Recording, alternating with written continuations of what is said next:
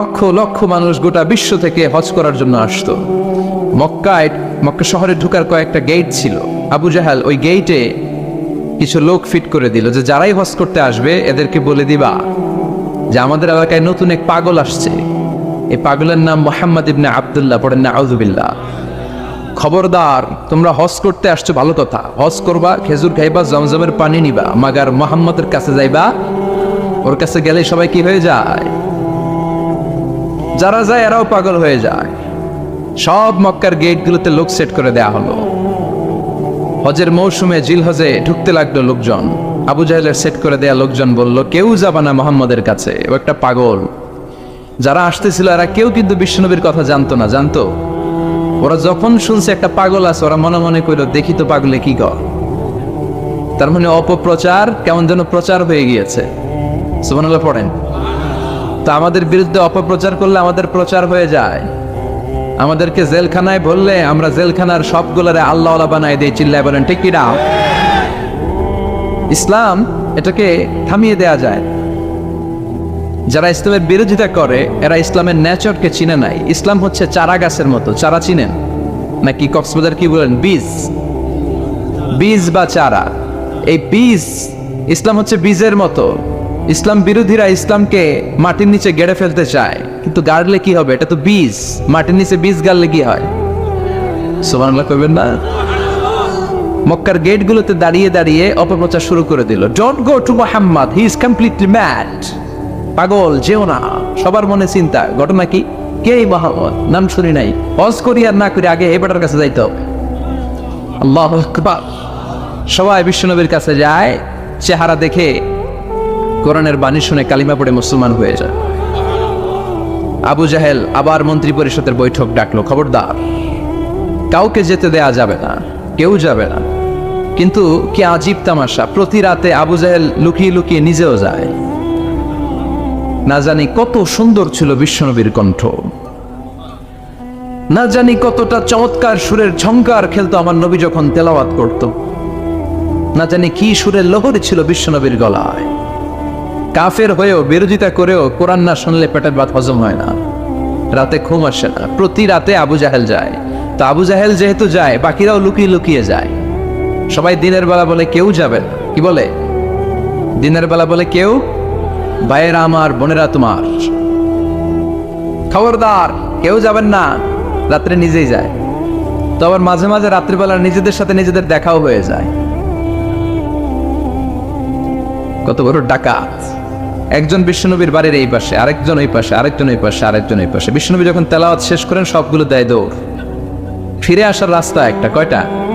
ওই রাস্তায় দেখা হয়ে যায়। আবু জাহেল বলে, কিরে আসলি কেন? সবাই তুমি না, তা তুমি আসছো কেন?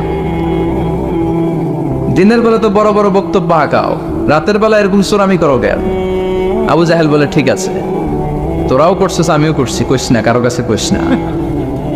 সবগুলা চোর, সবগুলা কি? আর চোরে চোরে খালাতো ভাই। তো এই সব খালাতো ভাইরা লুকিয়ে লুকিয়ে চোরের মতো তেলাওয়াত শুনতে যেত। আবু জাহেল বলল, কেউ যেতে পারবে না, সবাই রাজি। এরপরের দিন আবু জাহেল বলল, আজ থেকে কেউ যদি যাস, তোদের সম্পত্তি সব সিজ করা হবে, আর মাথার চুল কামিয়ে আলকাতরা মেখে মক্কার বাজারে ঘুরানো হবে। সবাই বলে আমরা রাজি। আবু জাহেল বলে, তাহলে সাইন কর। সবাইকে আগে আমনে করেন। Abu Jahel as a chairman, he gave the signature. সে ওই পন্ডে সিগনেচার দিল যে যদি যাওয়া হয় আমাদের সম্পদ রাষ্ট্রীয়ভাবে সিজ করা হবে, মাথার চুল কামিয়ে আলকাতরা মেখে মক্কার বাজারে ঘুরানো হবে। তো সবাই স্বাক্ষর করলো। দিন গড়িয়ে রাত আসলো। আবু জাহেল বিছানায় এপাশ ওপাশ করে, টসিং এন্ড টার্নিং, ঘুম আসছে না। আবু জাহেল মনে মনে ভাবে, আজকে যেই ভাষণ দিছি সকালে, আজকে কেউ যাবে না, আমি 100% নিশ্চিত আমি একটু যাই। মজার ব্যাপার হলো, উতবা, শাইবা, ওয়ালিদ ইবনে মুগীরা তারাও নিশ্চিত যে কেউ যাবে না। তারাও বাড়িতে বসে নিশ্চিত যে কেউ যাবে না, আমি একটু। আজকেও সব খালাতো ভাইয়েরা, কেউ ডানে, কেউ বায়ে, কেউ সামনে পেছনে। বিশ্বনবীর বাড়িটা এখন যেখানে, এটা সৌদি গভর্নমেন্ট ওই জায়গায় লাইব্রেরি করে রেখেছে। লাইব্রেরি, জ্ঞানের আলো বিতরণ হচ্ছে, গেলেই ফ্রি বই, ফ্রান্সের মানুষ ফ্রেঞ্চ ভাষায় ট্রান্সলেট করা কোরআনের অনুবাদ, বাঙালি বাংলা ভাষায়, ইন্ডিয়ান হিন্দি ভাষায়, কেরালা ভাষায়, মান্ডারিন, ইংরেজিতে তো আছেই। বিশ্বনবীর ওখানে গেলেই বই, তার পাশেই এই প্রাইম মিনিস্টারের বাড়ি, মানে আবু জাহেলের বাড়ি। ওইখানে গেলে ফ্রি দুর্গন্ধ পাওয়া যায়, ফ্রি, কোনো টাকা দেওয়া লাগবে না। আর বাংলাদেশের হাজিরা ওইখানে গেলে সবাই ওইটারে খোঁজে, বাংলাদেশিরাও খোঁজে, পাকিস্তানিরাও খোঁজে, চায়নার উইগুর প্রদেশের যারা, আমাদের সাথে অনেক কিছু মিল আছে। হানাফি স্কুল অফ থট তারা প্র্যাকটিস করে। সবাই জেদ্দাতে নেমেই আগে বলে আবু জাহিল্লার বাড়ি কই। সবাই বলে আপনি তো আসছেন উমরা করতে, আবু জাহিল্লার বাড়িতে কি করবেন? যাইয়া হাইগা ভরাই দিয়ে আসুন। প্রাইম মিনিস্টারের বাড়িতে যে গোটা বিশ্বের মানুষ পায়খানা করে দুর্গন্ধ করে দিয়ে আসে। এজন্য প্রাইম মিনিস্টারদেরকেও সাবধান হওয়ার দরকার আছে না নাই? চারদিকে সব খালাতো ভাইরা সেট আপ, প্রাণ ভরে আজকে শুনবো, প্রতিদিন দেখা হয়ে যায়, আজকে কারোর সাথে দেখা হবে না। তো সবাই প্রাণ ভরে বিশ্বনবীর কণ্ঠের জাদুমাখা তেলাওয়াত শুনে, বিশ্বনবী কোরআন তেলাওয়াত যখন শেষ করলেন সবগুলা দিছে দৌড়। কিন্তু ফিরে যাওয়ার রাস্তা কয়টা? আজকেও দেখা। আজকে কেউ কাউরে কিছু বলে না, সবার মাথা নিচের দিকে। আবু জাহেলও নিচে তাকায় আছে লজ্জায়।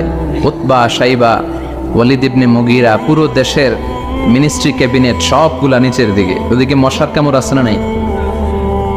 দীর্ঘক্ষণ নিচের দিকে তাকিয়ে থাকার পরে আবু জাহেল কয়, চল, যা হইছে হইছে, যা হইছে হইছে, কালকে থেকে আমরা সব চোরগুলা রাত্রে এক লগে ঘুমাবো, যাতে করে কাউকে ফাঁকি দিয়ে কেউ যেতে না পারে। এই গল্পটা শোনানোর উদ্দেশ্য হচ্ছে এটা যে বিশ্বনবীর কণ্ঠটা যেন তেন কণ্ঠ ছিল না, অসাধারণ একটা কণ্ঠ ছিল, যে কারণে এই কোরআনের বিরোধিতা করেও তারা এই কণ্ঠের তেলাওয়াত শোনার জন্য পাগল হয়ে যেত। সুবহানাল্লাহ পড়বেন না? এজন্য যুবক ভাইয়েরা, তোমাদের সময়গুলোকে কাজে লাগাতে হবে। অলসতা যেন তোমাদেরকে শয়তান তোমাদের মাথায় আটটা না বসায়। এজন্য গভর্নমেন্টের দায়িত্ব হচ্ছে তাদের কর্মসংস্থানের ব্যবস্থা করা। সব কাজ আবার গভর্নমেন্টের উপর চাপালে চলবে না। আমাদের দেশে যে সিস্টেমটা, একটা বাজেট সিস্টেম চালু হয়েছে, যারা ভোটে জিতে ক্ষমতায় আসে সব দায়িত্ব এদের, বিরোধী দলের কোনো দায়িত্ব নাই, তাই না? আবার ওই বিরোধী দল যদি ক্ষমতায় যায়, পুরো দেশের মা বাপেরা, অন্য দলের কোনো খাওয়া নাই, আছে খালি মায়ের কথা কন। আবার নির্বাচনে হাইরে গেলে ওরা খায় মায়ের, আমরা খালি মারামারি দেখি রেসলিং টিভিতে, আচ্ছা না? নাই, তো এটা ঠিক না। কেউ সরকার গঠন করলে তাদের উচিত বিরোধী দলের মধ্যে যারা ক্যাপাবল, লিডারশিপ কোয়ালিটি আছে তাদেরকে নিয়েও কাজ করা। হ্যাঁ, লিডারশিপ আমাদের থাকবে, প্রধানমন্ত্রী আমরা গঠন করব, কিন্তু বিরোধী দলের যে এত বড় অক্সিলিয়ারি ফোর্স, এত বড় লক্ষ লক্ষ মানুষ জনসভায় তারা যুক্ত হয়, ওদের বিরুদ্ধে জেল জরিমানা দিয়ে আমার দেশের কি লাভ? কথা বলে, দেশটা আমাদের সবার না? নাকি বিরোধী দলে গেলে আর দেশের জন্য মায়া নাই? সব দায়িত্ব সরকারের। আসেন এগুলো থেকে বেরিয়ে আসি। আসবেন, আপনাদের সিদ্ধান্তই পারে এই বাজে প্র্যাকটিস থেকে আমার দেশটার হেফাজত করতে। সবাই রাজি আছেন তো? এজন্য গভর্নমেন্টের উচিত এই বেকারত্ব দূর করা। এলাকার যারা বিজনেস ম্যাগনেট আছে তাদের উচিত বেকারত্ব দূর করে দেয়া। বেকারত্ব দূর করে দেওয়ার মতো সওয়াবের কাজ পৃথিবীতে নাই। সুবহানাল্লাহ পড়ে। অনেকে মনে করে নামাজ পড়লেই সওয়াব, রোজা রাখলেই সওয়াব। না, আপনি যদি একজনের কর্মসংস্থানের ব্যবস্থা করে দেন, তার মাধ্যমে যদি ফ্যামিলিটা চলে, এর চেয়ে বড় সওয়াবের কাজ আর নাই। একজন অসুস্থ, রক্ত দরকার, গা থেকে রক্ত দিয়ে দিলেন, এর চেয়ে সওয়াবের কাজ আছে? এক জায়গায় গাছ লাগিয়ে দিলেন, রোহিঙ্গার ভাইয়েরা না খেয়ে মরে, টিউবওয়েল লাগিয়ে দিলেন, এর চেয়ে বড় ইবাদতের কাজ আর আছে? কথা বলেন। এজন্য ইসলামটাকে সামগ্রিকভাবে বুঝতে হবে। আল্লাহ তুমি তৌফিক দাও। আরো জোরে পড়েন আমিন। উখিয়া উপজেলার অন্তর্গত রাজাপালং ইউনিয়নের আজকের এই প্রোগ্রাম 2 দিন ব্যাপী। সভাপতি আলহাজ মাওলানা AK আবুল হাসান আলী সাহেব, প্রিন্সিপাল, রাজাপালং ফাজিল ডিগ্রি মাদ্রাসা। হুজুর আসছে? আপনি? মাশাআল্লাহ, হুজুর চলে আসছে। মাওলানা আব্দুর রহিম খতিব, তুরবিল কেন্দ্রীয় জামে মসজিদ। গতকাল কথা বলেছেন মাওলানা মোল্লা নাজিমউদ্দিন সাহেব। ছিলেন আপনারা? বৃষ্টি হয়েছে না? বৃষ্টি হয়েছিল? আসছিলেন? বৃষ্টি ও রহমত, ঠিক কিনা? বৃষ্টি পাঠায় কে? বৃষ্টির মালিক কে? বিশ্বনবী আকাশে মেঘ দেখলে বলতেন আল্লাহুম্মা সাইয়্যিবান নাফিআন, হে আল্লাহ তুমি ভালো বৃষ্টি দাও। কেননা এই বৃষ্টি দিয়েও আল্লাহ অনেক জাতিকে ধ্বংস করেছে। বৃষ্টি দিয়ে মানে অতিবৃষ্টি দিয়ে আল্লাহ বন্যা দিয়ে গোটা দুনিয়াটাকে ভাসিয়ে দিতে পারে কি পারে না? এজন্য মেঘ দেখলে এত আনন্দিত হয়ে না, বৃষ্টি দেখলে অনেকে গান বাজায়, আছে না নাই? এই বৃষ্টি ভেজা রাতে তুমি চলে যেও না, গান গান না, আপনি আল্লাহর কাছে দোয়া করবেন, আল্লাহুম্মা সাইয়িবান নাফিআন, আল্লাহ তুমি বরকতের বৃষ্টি দাও। আল্লাহুম্মা গাইসান মুগীসান মারিআন মুরিআন নাফিআন গায়রা দার। বিষ্ণু পড়তেন, আল্লাহ এই বৃষ্টিটা যেন উপকারী হয়, এই বৃষ্টি থেকে যেন ঘাস লতা পাতা কিছু পায়, এই বৃষ্টিটা যেন আমাদের জন্য বরকতময় হয়, যেন কল্যাণময় হয়, কোনো ক্ষতির কারণ যেন না হয়, তুমি কবুল করো। আবার বেশি বৃষ্টি হলে বিষ্ণুনবী দোয়া করতেন, আল্লাহুম্মা হাওয়ালাইনা ওয়ালা আলাইনা, আল্লাহ আমাদের এলাকায় আর বৃষ্টি দিও না, আমাদের চারিপাশে দাও। এই দোয়াগুলো পড়ার দরকার আছে না নাই? আল্লাহ যা বৃষ্টি দিবে এটা যেন আমাদের কল্যাণ হয়, আমরা পড়ি আমিন। আজকে হচ্ছে দ্বিতীয় রজনী, আজকে আমরা ইনশাআল্লাহ কোরআন থেকে কথা শুনবো। মহিলাদের জন্য প্রজেক্টরের মাধ্যমে মাহফিল দেখার ব্যবস্থা আছে। যারা এই প্রোগ্রামের সাথে সম্পৃক্ত, আল্লাহ তাদের সবাইকে কবুল করো। আসুন আমরা ফরমালি আল্লাহকে একটা থ্যাঙ্কস জানাই, ধন্যবাদ জানাই। আমরা হৃদয় নিংড়ানো মনের সবটুকুন ভালোবাসাকে উজাড় করে দিয়ে সিংহ শার্দুলের মতো গর্জন করে আকাশ বাতাস প্রকম্পিত করে মন প্রাণ বুক মুখ একসাথে করে দেহের সবটুকুন শক্তি গলার মাঝ বরাবর এনে চিৎকার করে পড়ি কালিমাতু শুকুর আলহামদুলিল্লাহ। সবাই পড়েন রব্বানা লাকাল হামদ হামদান কাসীরান তাইয়িবান মুবারাকান ফীহি ইয়া রাব্বি লাকাল হামদু কামা ইয়ানবাগি লিজালালি ওয়াজহিকা ওয়া আযীমি সুলতানিকা লাকাল হামদু বিল ঈমান লাকাল হামদু বিল ইসলাম লাকাল হামদু বিল কোরআন। আমরা প্রশংসা করলাম কার? সব জায়গায় প্রশংসা করব কার? তাহলে নেয়ামত দিয়ে আমাদেরকে সিক্ত করবে কে? আমাদের জীবনগুলোকে শান্তিময় আনন্দময় করবে কে? বেশি বেশি আমরা আল্লাহর প্রশংসা করব। রাজি আছেন তো? সবাই রাজি? আল্লাহ তুমি কবুল করো, আমিন। আজকে আমরা যে বইটা থেকে কথা শুনবো, বলেন তো বইটার নাম কি? আরো জোরে বলেন, কি নাম? আমি এই বইটার একটা ছোট্ট সূরা, সেখান থেকে দুটি আয়াত আমার খুতবায় তেলাওয়াত করেছি। সূরাটি হচ্ছে সূরাতুল আ'লা। সূরাতুল আ'লার 16 এবং 17 নম্বর আয়াত আমি তেলাওয়াত করেছি। এই আয়াতের আলোকে আমি আপনাদের সাথে কিছু কথা শেয়ার করবার চেষ্টা করব, পড়েন ইনশাআল্লাহ। এই আয়াতে আল্লাহ বুঝাতে চেয়েছেন, এই পৃথিবীটাকে এত বড় মনে করো না। You have to go back to your Lord. তোমাকে তোমার রবের কাছে ফিরে যেতে হবে। এই দিন দিন না, আরো দিন আছে, খেলা হবে, সেদিন খেলা হবে, ফাইনাল খেলা। ওই খেলার জন্য আমরা অপেক্ষা করছি। এই পৃথিবীতে ক্ষণিকের জন্য আমরা এসেছি, হ্যাঁ, very short period of time. আসল সময় শুরু হবে সেদিন, কিয়ামতের দিনটাই, যেদিন আমরা উলঙ্গ হয়ে দাঁড়াবো।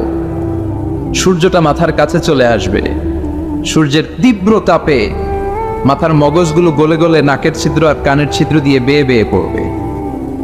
জিহ্বাটা কুকুরের মতো তৃষ্ণায় বের হয়ে নাভির সামনে এসে ঝুলতে থাকবে, কুকুর যেমনি ঝুলায়। সবাই তৃষ্ণার্ত, ক্ষুধার্ত, ঘর্মাক্ত, পেরেশান, চিৎকার চেঁচামেচি, কান্না, বিলাপ। সবার মুখে একটাই আওয়াজ, আল্লাহ আমার বাঁচাও। ওই দিনের জিকিরের নাম কি? বাঁচাও।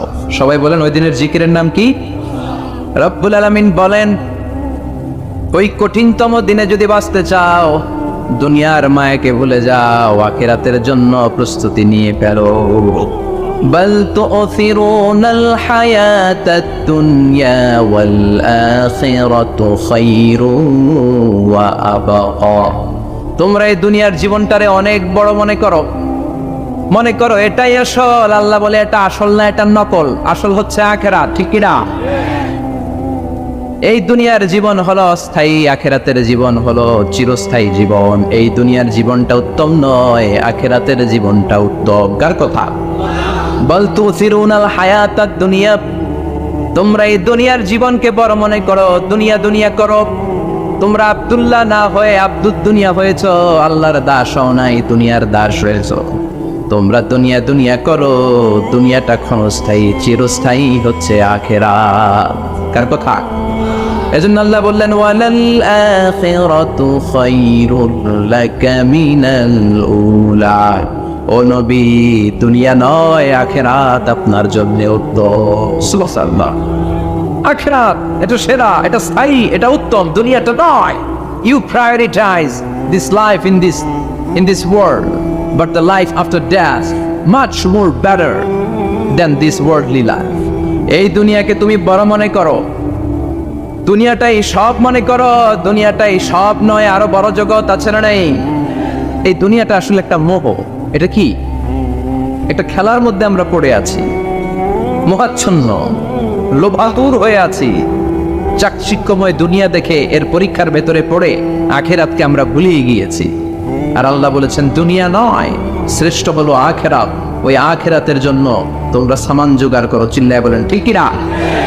আবার আল্লাহ বললেন এই দুনিয়ার জীবনটা হলো মাতাউল গুরুর, ওয়া মাল হায়াতুদ দুনিয়া ইল্লা মাতাউল গুরুর। দুনিয়ার জীবনটা হলো সাময়িক ভোগের সামগ্রী, সাময়িক ভোগের বিষয়। আজ আছে কাল নাই, হাতের ময়লা, ছেড়ে দিলে সব শেষ। ঠিক কিনা? আবার আল্লাহ বললেন এই দুনিয়ার জীবন হলো লাইবুন ওয়া লাহবুন, ওয়া মাল হায়াতুদ দুনিয়া ইল্লা লাইবুন ওয়া লাহবুন। দুনিয়ার জীবন হলো খেলতামাশা, মরলে সব শেষ হয়ে যাবে। চিল্লায় বলেন ঠিক কিনা? ওরে এভবের রঙ্গ হবে যে ভঙ্গ, সবই সাধেরই অঙ্গ তোমার মাটিতে মিলাবে, জন্মিলে মরিতে হবে। ঠিক কিনা? মাটিতে মিলিয়ে যাবে, কিচ্ছু থাকবে না, লাশ হয়ে যাবে, খুঁজেও পাওয়া যাবে না।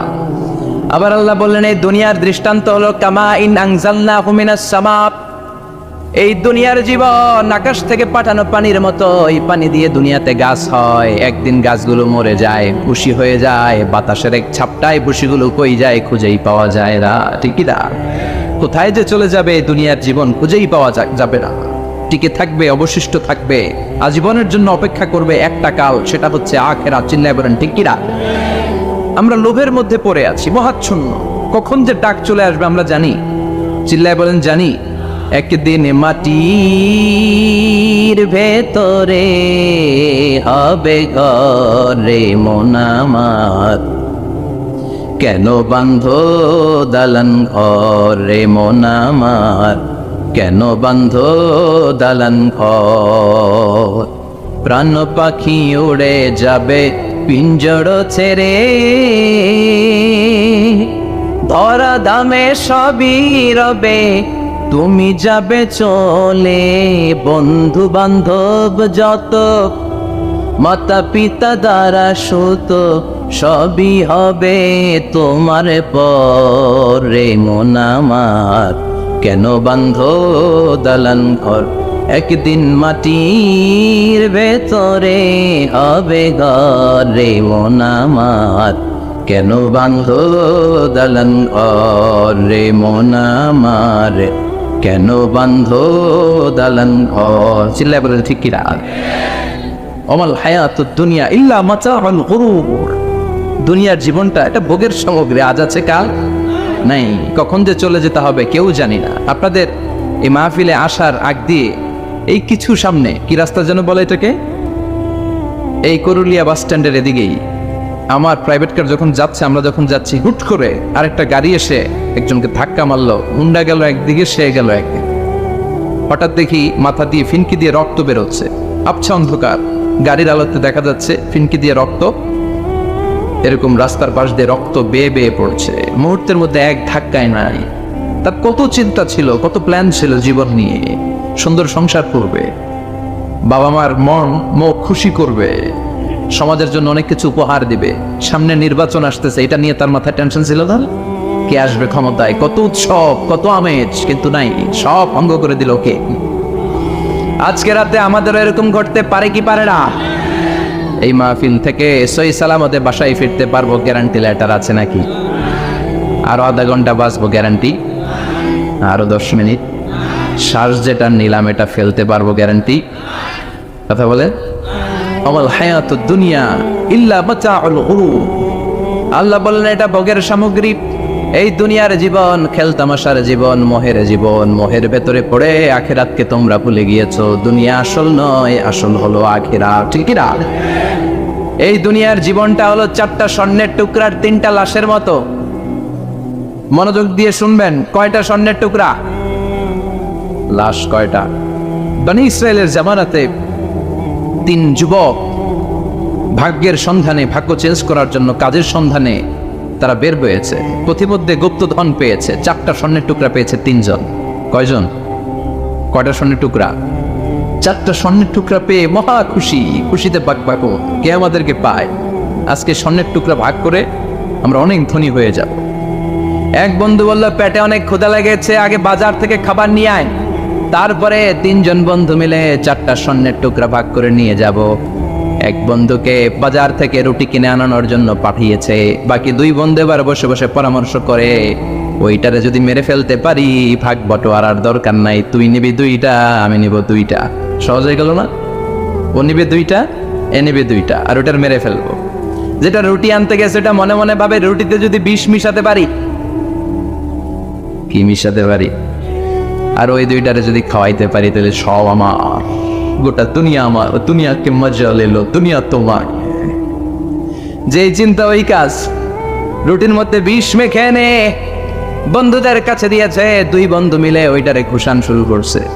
ঘুষাইতে ঘুষাইতে শেষ, একটা শেষ, উইকেট একটা পড়ছে। কয়টা? আর আছে উইকেট কয়টা? ওই 2 উইকেট। কয় ক্ষুধা লাগছে এটার মারতে, অনেক কষ্ট হয়েছে, আগে খাইয়া লই, আগে কি করি। ওই 2টা মিলে বিষ মাখানো রুটি খেতে শুরু করেছে।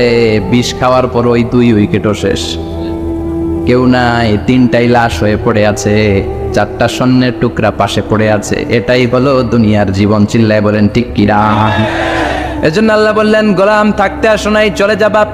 কুল্লু নাফসিন যায়িকাতুল মাউত সুম্মা ইলাইনা তুরজাউন। সবাইকে মরতে হবে, কেউ থাকবে না। এই পৃথিবীতে প্রাণ নিয়ে যারা আগমন করার সুযোগ পেয়েছে সবাই মরবে, আজ হোক কাল, আগে হোক পরে, সবাইকে যেতে হবে। চিল্লায় বলেন ঠিক কিনা? আবার আল্লাহ বললেন, আইনামা তাকুনু ইউদরিকুমুল মাউত। যেখানেই থাকো না কেন মৃত্যু তোমাদেরকে ছাড়বে না, মৃত্যু তোমাদেরকে সাক্ষাৎ করবে, মৃত্যু তোমাদেরকে খুঁজে বের করবে। যদিও সুদূর আকাশ পানে, পালাও সেথায় লাগিয়ে সিঁড়ি।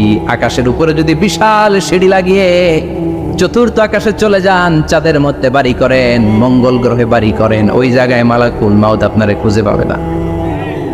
চাঁদেও খুঁজে পাবে, মঙ্গল গ্রহে যদি যান, স্যাটেলাইট, আমাদের একটা বঙ্গবন্ধু স্যাটেলাইট চ্যানেল লঞ্চ করা হয়েছে না, ওইখানে গেলে তো আর নাই মালাকুল মাউত। কথা বলেন। আল্লাহ বললেন, ওয়াজাআত সাকরাতুল মাউতি বিল হক। মৃত্যুর কষ্ট তোমাদের ছাড়বে না, যেখানেই তোমরা থাকো না কেন মৃত্যু ঠিকই তোমাদের পাকড়াও করবে। চিল্লায় বলেন ঠিক কিনা? আবার মৃত্যুর একটা নির্ধারিত সময় আছে, ওই সময় যখন আসে 1 সেকেন্ড আগেও আসে না, পরেও আসে না। কার কথা? লিকুল্লি উম্মাতিন আজালুন ফাইযা জাআ আজালুহা লা ইস্তাখিরুনা সাআতাও ওয়া লা ইস্তাকদিমুন। মৃত্যুর জন্য একটা নির্ধারিত টাইম আছে, টাইমটারে বেঁধে দিয়েছে কে?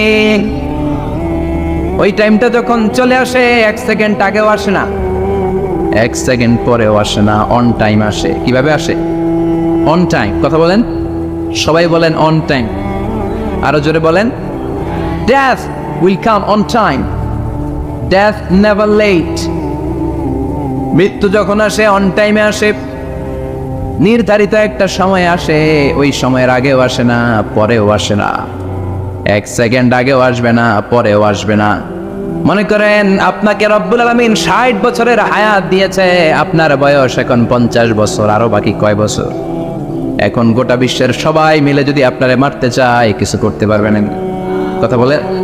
আবার রব্বুল আলামিন আজ রাত 12টায় আপনার হায়াত কেড়ে নেবে, মালাকুল মাউত এসে রূহ কবজ করবে। দুনিয়াতে আর থাকার কোনো পারমিশন আপনার নাই, থাকার কোনো সুযোগ নাই। গোটা বিশ্বের সবাই মিলে যদি আপনারে রাখতে চায়, রাখতে পারবে নাকি? কথা বলেন। চলে যেতে হবে। এই পৃথিবীতে আসার একটা সিস্টেম থাকে, যাওয়ার কোনো সিস্টেম নাই, ঠিক কি না? আসার সময় আগে আসছে আমার দাদা, তারপর আমার বাবা, তারপরে আমি, তারপরে আমার ছেলে, তারপরে আমার নাতি, তারপরে তার ছেলে, ঠিক কি না?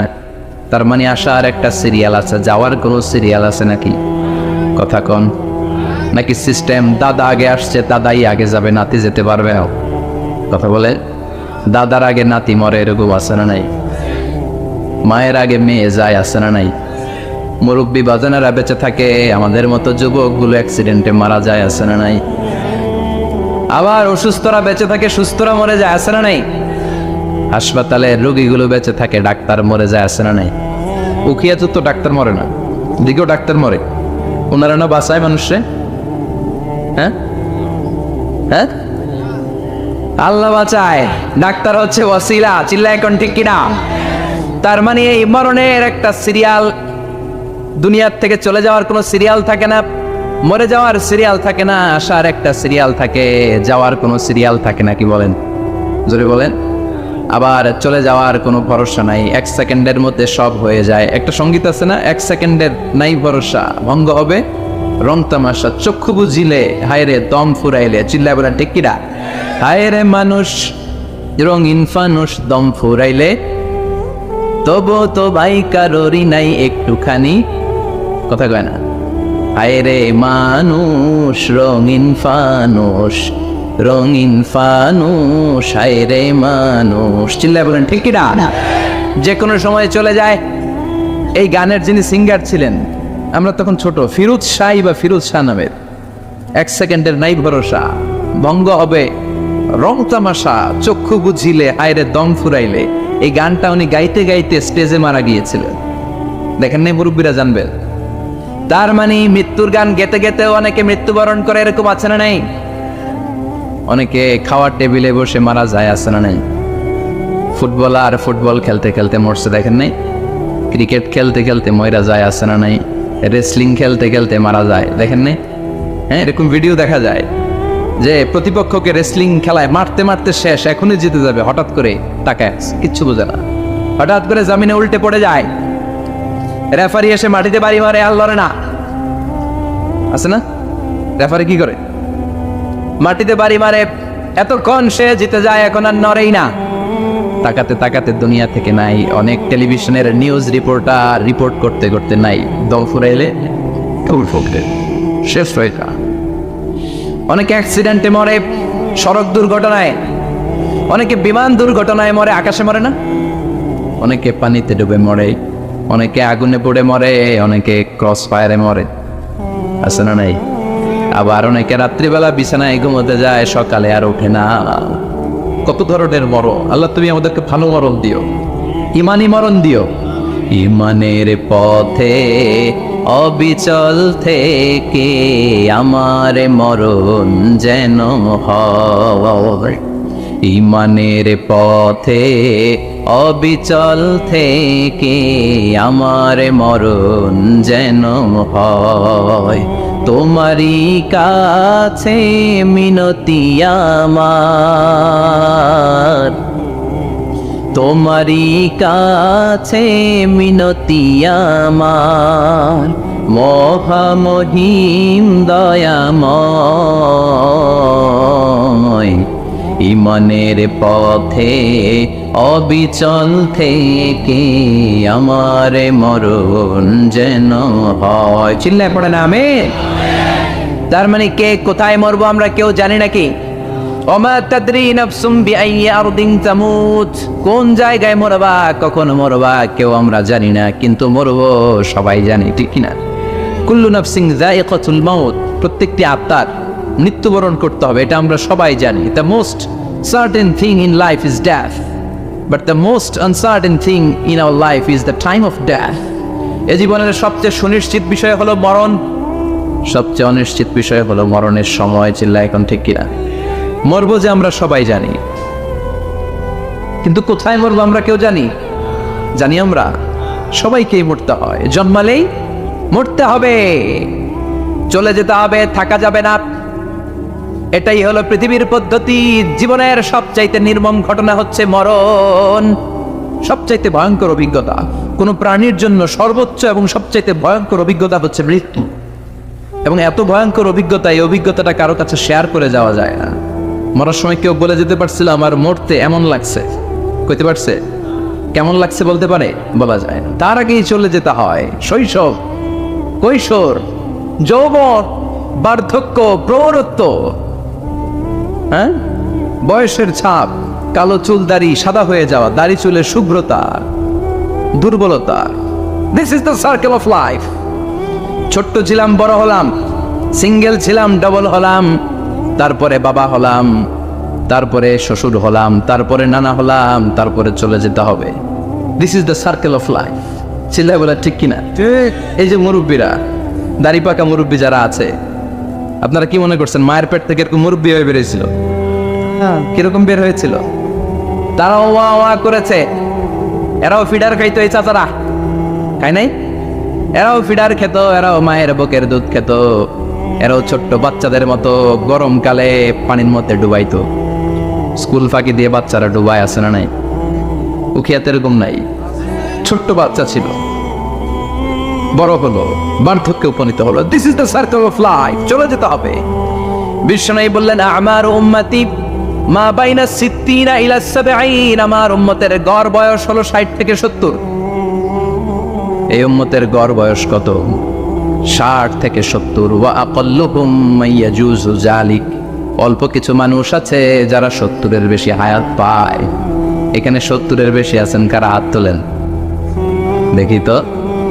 কয়জন? একজন, দুইজন, তিনজন? মাশাআল্লাহ, আল্লাহ আরো হায়াত দেখ। আল্লাহ এদেরকে আরো হায়াত দারাজ করুক। চিল্লায় বলেন আমিন।